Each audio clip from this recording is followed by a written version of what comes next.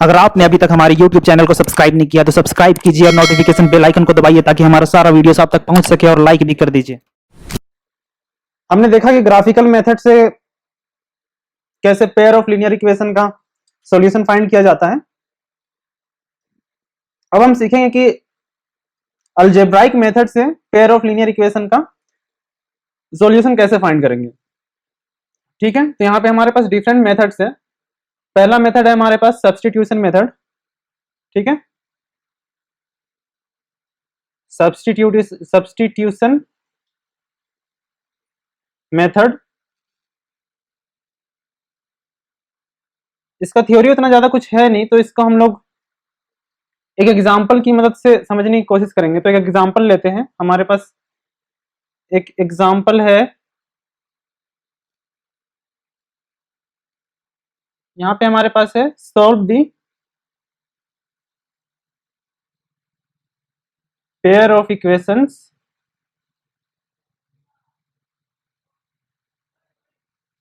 Bye substitution method.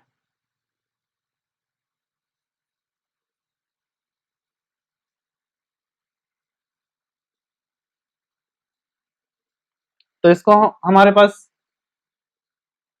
एक pair of linear equation है 7x minus 15y is equals to 2। ये हमारे पास पहला इक्वेशन है। दूसरा इक्वेशन है हमारे पास x plus 2y is equals to 3। तो इसको हम लोग कैसे सॉल्व करेंगे? तो इसमें से ये हमारे पास दूसरा इक्वेशन है। पहला काम क्या करना है आप लोगों को, या तो किसी भी एक इक्वेशन को पकड़िए और वहां से x या y के लिए उस इक्वेशन को सॉल्व कर दीजिए। ठीक है, तो जाहिर सी बात है जो इक्वेशन आसान दिखेगा उसको हम पहले सॉल्व करेंगे। उसके बाद जो वैल्यू हमारे पास आया x या y का वैल्यू जिसके लिए भी हमने किया है उसको दूसरे इक्वेशन में डाल देंगे उसकी वैल्यू। उसके बाद उसको सॉल्व करेंगे। तो देखते हैं इसको कैसे करेंगे, करके दिखाता हूं तो अच्छे से समझ में आएगा। स्टेप 1, सबसे पहला काम क्या करना है, we pick either of the equations, किसी भी एक इक्वेशन को उठा लीजिए। We pick either of the equations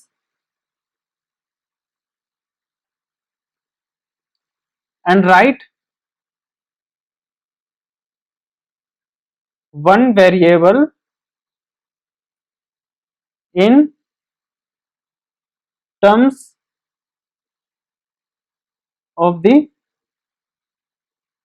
other। ठीक है, तो क्या करना है, किसी भी एक वेरिएबल के लिए सॉल्व कर लीजिए, दूसरे वेरिएबल के टर्म्स में उसको दूसरे इक्वेशन में पुट करना है। ठीक है, कोई भी एक इक्वेशन उठाना है तो आंसर दोनों से आएगा। चाहे आप ये इक्वेशन से स्टार्ट कीजिए चाहे आप इस इक्वेशन से स्टार्ट कीजिए, दोनों से आंसर सेम आएगा। बस ये हो सकता है कि किसी एक इक्वेशन से थोड़ा लंबा खींच जाए, किसी एक इक्वेशन से थोड़ा जल्दी हो जाए, बस यही फर्क पड़ेगा। तो हमें सॉल्व करने के लिए आसान दिख रहा है इक्वेशन नंबर 2, तो हम इक्वेशन नंबर 2 से स्टार्ट करते हैं। तो लिखते हैं लेट अस कंसीडर इक्वेशन 2।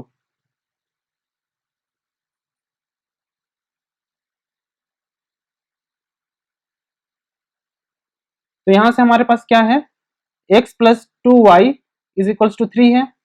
तो x के लिए यहां सॉल्व कर लेते हैं। x के लिए आसानी से हो जा रहा है, यहाँ पे सिर्फ x है, यहाँ पे y है, तो y के लिए सॉल्व करेंगे तो फिर 2 से बाद में डिवाइड भी करना पड़ेगा। तो सिंपल हमें दिख रहा है कि x के लिए आसानी से हो जाएगा, तो x के लिए हम सॉल्व कर देते हैं। तो x के लिए क्या आएगा हमारे पास, x यहाँ पे वेरिएबल आया, और जब भी एक वेरिएबल को दूसरे वेरिएबल के टर्म में लिख रहे हैं तो जो हमारा जिसके लिए सॉल्व कर रहे हैं वो सिंगल होना चाहिए, इसके साथ कुछ भी कोफिशिएंट मल्टीप्लाई नहीं छोड़ना है। ठीक है, तो वैसा आसानी होता है, आप छोड़ भी सकते हैं पर वो बाद में एडजस्ट करने में दिक्कत हो जाएगा। तो अब सिर्फ उसी वेरिएबल को रख के बाकी सारे वेरिएबल को आरएचएस में भेज दें तो पुट करने में आसानी होगा। जब आप यहाँ पे x की वैल्यू यहाँ पे डालेंगे तो आपको आसानी होगा। तो ये सब चीजों को ध्यान रखना है। तो इसको x के लिए सोल्व कर लेते हैं। तो ये तो 3 है और ये 2y उधर चला गया तो ये माइनस 2y हो गया। अब देखिए x के लिए हमने y के टर्म्स में सोल्व कर लिया है, वही चीज है यहाँ पे क्या लिखे हमने, right one variable in terms of the other, एक वेरिएबल को दूसरे वेरिएबल के टर्म्स में हमने लिख दिया है। अब इस x की वैल्यू को हम इक्वेशन नंबर 1 में सब्स्टिट्यूट करेंगे।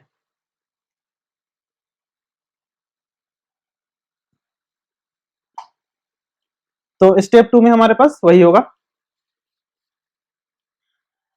स्टेप 2 क्या हो जाएगा हमारे पास? Step 2, substitute the value of x in equation 1। Substitute the value of x in equation 1। तो हमें क्या मिलेगा?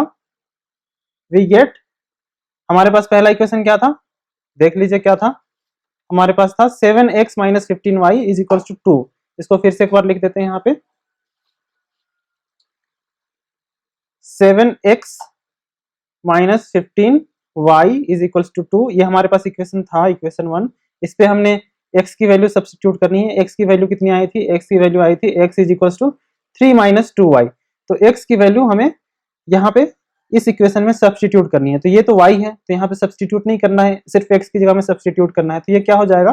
7, उसके बाद x की जगह में आ जाएगा 3 minus 2y minus 15y is equals to 2। ठीक है,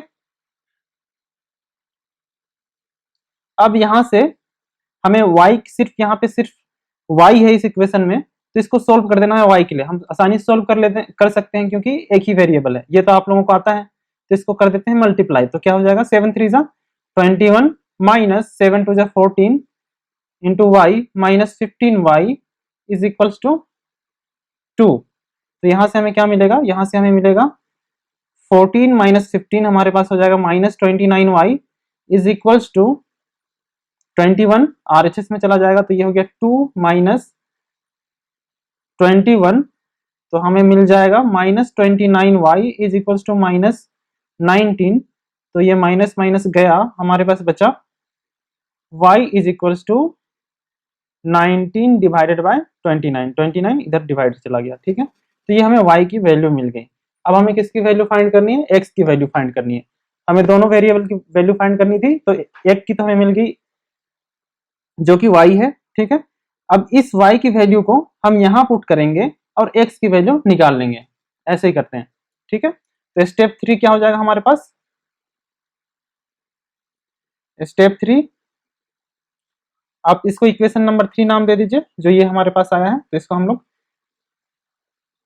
जो x की वैल्यू हमने ऑब्टेन की थी y की टर्म्स में, इसको इक्वेशन नंबर 3 नाम दे दीजिए। तो यहाँ पे क्या लिखेंगे स्टेप 3 में? सब्स्टिट्यूटिंग द वैल्यू ऑफ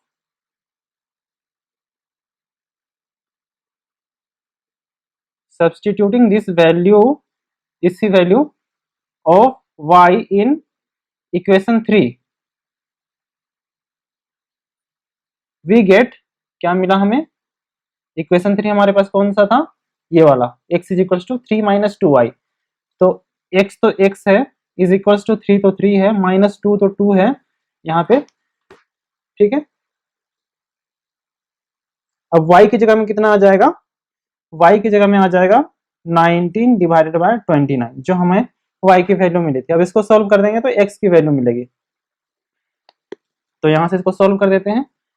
ये आप लोग डिटेल में सोल्व कर लीजिएगा। ठीक है, मैंने कर लिया है, इसको मैं सीधा सीधा लिख दे रहा हूँ। तो ये हो गया हमारा 49 डिवाइडेड बाय 29। ये तो आपको सब्ट्रैक्ट करना आता ही है। ठीक है, तो यहाँ हमारे पास सॉल्यूशन क्या मिला? सॉल्यूशन हमें मिल गया x की वैल्यू आई 49 डिवाइडेड बाय 29 और y की वैल्यू आई 19 डिवाइडेड बाय 29। तो ये सारे स्टेप्स आप लोगों को फॉलो करने हैं। अब एक काम आप और कर सकते हैं, किसको वेरीफाई कर सकते हैं। वेरीफाई कैसे करेंगे? x और y की दोनों की वैल्यू जो आई है उसको यहाँ पे रख के आप वेरीफाई करेंगे। यहाँ पे x की वैल्यू जो आई है उसको रखेंगे और यहाँ पे y की जो वैल्यू आई है उसको रखेंगे, फिर सोल्व करके देखेंगे वो 2 के बराबर आ रहा है कि नहीं। उसी तरह से इसमें भी x की वैल्यू रखेंगे, यहाँ पे y की वैल्यू रखेंगे, सोल्व करेंगे 3 के बराबर आ रहा है कि नहीं। अगर दोनों का वैल्यू सही आ रहा है तो मतलब आपका सॉल्यूशन सही है। ठीक है, तो यहाँ पे एक चीज और लिख देते हैं, वेरिफिकेशन। तो ये आप लोगों का आसान हो जाएगा। Verification, substituting x is equals to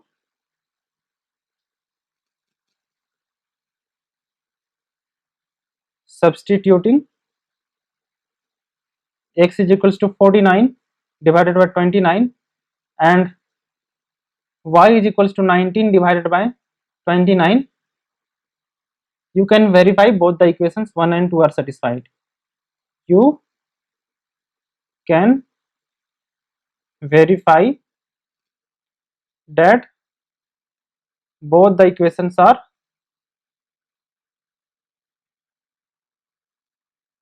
satisfied. ठीक है, तो ये आपका कंसेप्ट है। एक बार रिवाइज कर लेते हैं क्या क्या किया हमने। आपके पास दो इक्वेशन होंगे, दो लीनियर इक्वेशन होंगे, यहां से आपको एक्स और वाई की वैल्यू फाइंड करनी है।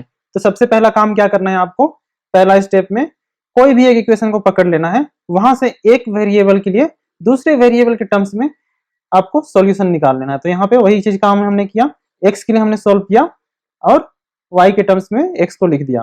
तो जो वैल्यू हमारे पास आई उसको अब दूसरे इक्वेशन में, यानी कि जो इक्वेशन आप लेके चले थे, हमने इक्वेशन नंबर 2 लिया था, उसके अलावा जो दूसरा इक्वेशन बच रहा है उसमें जो वेरिएबल की वैल्यू आई उसको उसमें पुट कर देंगे। तो वही काम करेंगे हम स्टेप 2 में।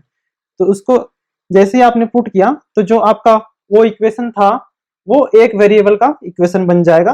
अब यहाँ से एक वेरिएबल का इक्वेशन बन गया तो आप एक वेरिएबल के लिए आराम से सॉल्व कर सकते हैं। उसके बाद जो वेरिएबल हमारे पास आया, जिस वेरिएबल का वैल्यू आया, उसको जो हमने सोल्व किया था एक इक्वेशन लेके, यानी कि एक्स के लिए जहां पे सोल्व किया था वहां पे वाई की वैल्यू पुट करके एक्स की वैल्यू निकाल लेंगे। उसके बाद आपके पास एक्स और वाई दोनों की वैल्यू आ जाएगी। उसके बाद आपको क्या करना है, वेरीफाई करना है। वेरीफाई कहाँ पे करना है, यहाँ पे जो आपका क्वेश्चन दिया हुआ था, एक्स की वैल्यू रखनी है, वाई की वैल्यू रखनी है और देखनी है इक्वेशन सेटिस्फाई हो रहा है कि नहीं। कहने का मतलब क्या है, यहाँ पे एक्स और वाई की वैल्यू रखेंगे और इसको सोल्व करेंगे तो 2 के बराबर आना चाहिए। यहाँ पे एक्स और वाई की वैल्यू रखेंगे और सोल्व करेंगे तो यहाँ पे 3 के बराबर आना चाहिए। ठीक है, तो ये आपका इतना सा कंसेप्ट है। अब आते हैं एक्सरसाइज 3.3 पे। इसका पहला क्वेश्चन है, solve the following pair of linear equations by the substitution method. तो सब्स्टिट्यूशन मेथड का हमने बेसिक कंसेप्ट देखा कि इसको कैसे सॉल्व करना है स्टेप बाय स्टेप। आप उसको पीछे जाके देख सकते हैं। ठीक है, तो अब क्वेश्चन करते हैं तो और अच्छे से समझ में आ जाएगा। तो यहाँ पे हमारे पास एक पेयर ऑफ लीनियर इक्वेशन है। पहला इक्वेशन है x plus y is equals to 14 और दूसरा x minus y is equals to 4। तो सबसे पहला काम क्या करते हैं हम कि स्टेप 1 में हमने क्या करते हैं, सॉल्यूशन है ये। स्टेप 1 में क्या करते हैं, किसी भी एक इक्वेशन को पकड़ते हैं, उसके बाद एक वेरिएबल के टर्म्स में दूसरे वेरिएबल को सॉल्व करते हैं। ठीक है, तो स्टेप 1 आ गया हमारा।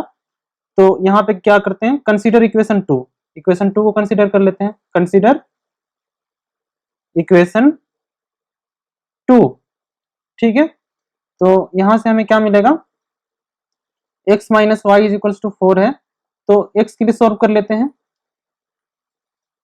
तो ये हो गया हमारा x is equals to 4 plus Y.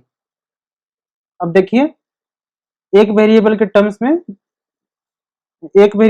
में दूसरे वेरिएबल को हमने लिख दिया। यही काम करना था मैंने आप लोगों को बताया था। ठीक है, तो अब ये जो नया इक्वेशन आया इसको इक्वेशन नंबर 3 नाम दे देते हैं। अब इससे आगे क्या काम करना है हमें, स्टेप 2 में ये जो x की वैल्यू आई है उसको, जो इक्वेशन हमने छोड़ा था, इक्वेशन 2 लेके चला था, तो इक्वेशन a को हमने छोड़ के चला था, तो इस x की वैल्यू को इक्वेशन नंबर 1 में पुट कर देना है। ठीक है, तो उसी चीज को लिखते हैं स्टेप 2। स्टेप 2 में क्या करना है हमें, सब्स्टिट्यूटिंग द वैल्यू ऑफ,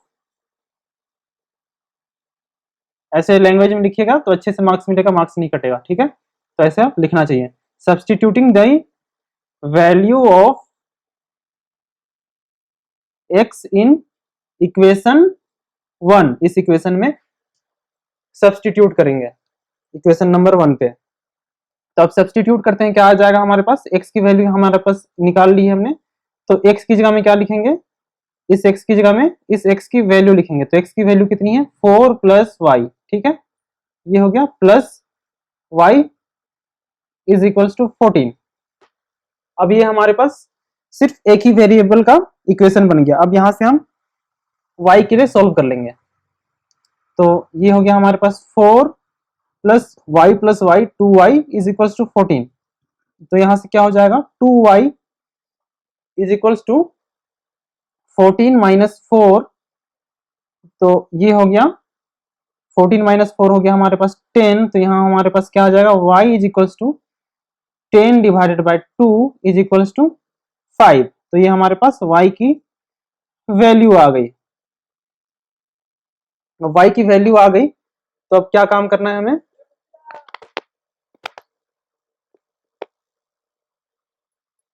अब नेक्स्ट स्टेप क्या था हमारा, जो y की वैल्यू आई उसको, जो हमने x की वैल्यू निकाली थी वहां पे y की जगह में इस वैल्यू को रख देना है और हमें x की वैल्यू निकालना है।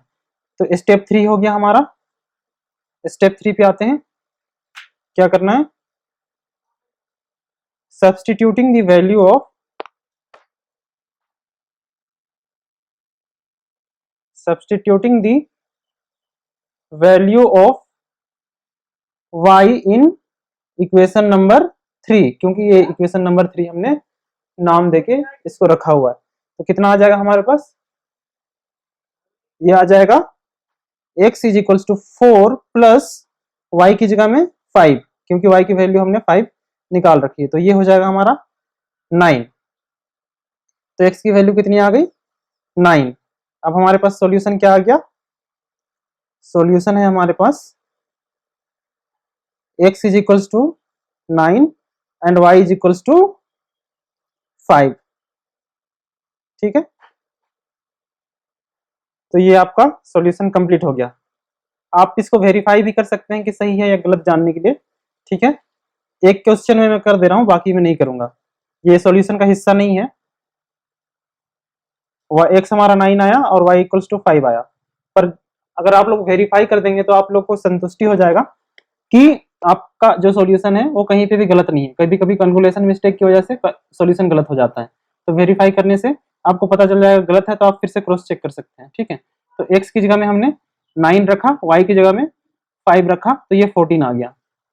और यहाँ पे हमारे पास RHS में भी 14 है, मतलब हमारा सॉल्यूशन फर्स्ट इक्वेशन सेटिस्फाई हो रहा है। अब सेकंड इक्वेशन सेटिस्फाई करके देखते हैं, x हमारा 9 है और y हमारा 5 है, तो y माइनस 9 माइनस 5 ये हमारा 4 हो गया, जो कि हमारा RHS के बराबर में आ गया। तो ये वेरीफाइड हो गया। ठीक है, तो हमारा मतलब सॉल्यूशन सही है। ऐसे करके आप वेरीफाई कर सकते हैं।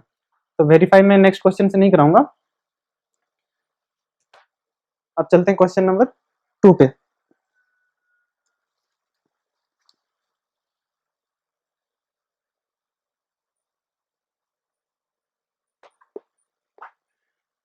यहाँ पे हमारे पास है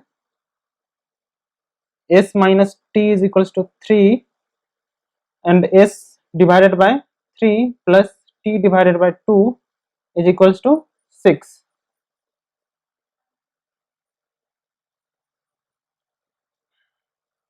तो इसको थोड़ा अच्छे से कन्वर्ट कर लेते हैं स्टैंडर्ड फॉर्म में। तो ये हो जाएगा हमारा s minus t is equals to 3, और यहाँ से हम अगर 6 से पूरा मल्टीप्लाई कर दें इस तरह से, 6s divided by 3 plus t divided by 2 is equals to, यहाँ पे दोनों साइड 6 से मल्टीप्लाई होगा तो ये 6 इंटू 6 हो जाएगा। ठीक है, ऐसा हम इसलिए कर रहे हैं क्योंकि इसको थोड़ा सिंप्लीफाई कर सकें, क्योंकि ऐसे फ्रैक्शन में अच्छा नहीं दिख रहा है और सॉल्व करने में दिक्कत भी आएगा। तो ये हमारा इक्वेशन नंबर 1 हो जाएगा, s minus t is equals to 3, ये हमारा इक्वेशन 1 हो गया। अब इसको सोल्व करेंगे तो कितना हो जाएगा। अब यहाँ पे 6 से क्यों मल्टीप्लाई किया है, आप ये भी सोच सकते हो क्यों किया है, क्योंकि 3 और 2 नीचे डिनोमिनेटर में है और इनका एलसीएम 6 है, तो 6 से मल्टीप्लाई करेंगे तो दोनों का डिनोमिनेटर हट जाएगा।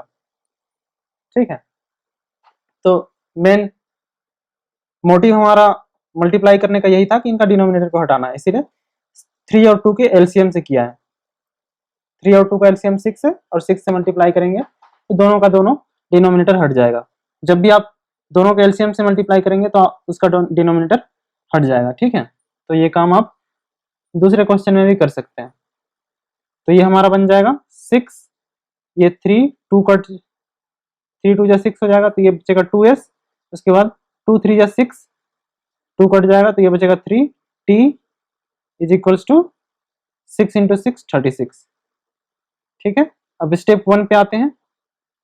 स्टेप 1 पे क्या करना है, हमें कोई भी एक इक्वेशन लेना है। यहाँ हमारे पास इक्वेशन 1 आसान दिख रहा है तो इक्वेशन 1 ले लेते हैं। कंसीडर इक्वेशन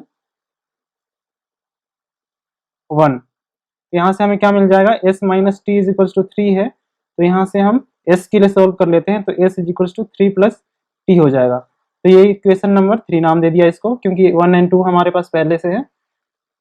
अब क्या करना है स्टेप 2 में, substituting the value of s, जो हमने निकाला है उसकी वैल्यू को इक्वेशन नंबर 2 में सब्सटीट्यूट कर देंगे, क्योंकि हमने सिर्फ इक्वेशन नंबर 1 कंसीडर किया था, इक्वेशन 2 को छोड़ के चले थे। तो वही चीज को यहाँ पे लिखते हैं, substituting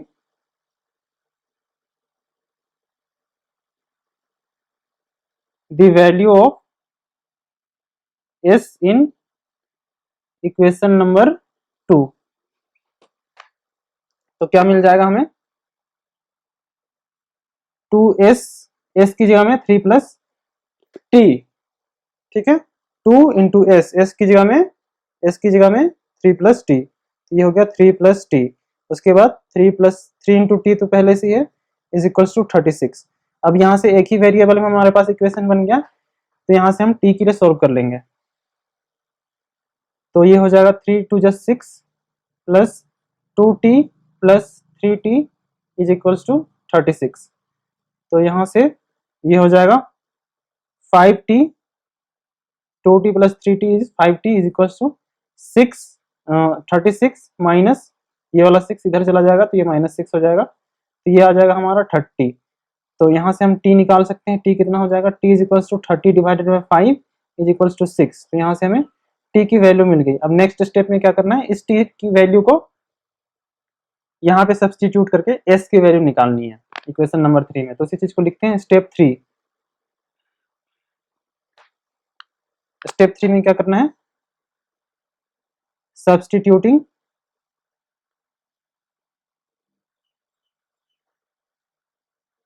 the value of t in equation 3। तो क्या मिल जाएगा हमें, s इज इक्वल्स टू, देखिए यहाँ पे क्या था, s is equals to 3 plus t, t की जगह में t की वैल्यू जो कि 6 है, ठीक है, ये वाली t की वैल्यू यहाँ पे पुट करेंगे। तो ये हमारे पास s है, s is equals to 3 plus t की जगह में 6, तो s कितना आ जाएगा, ये हो जाएगा 9, ठीक है। तो s और t दोनों की वैल्यू आ गई, तो हमें सॉल्यूशन मिल गया। Solution is s is equals to 9 and t is equals to 6।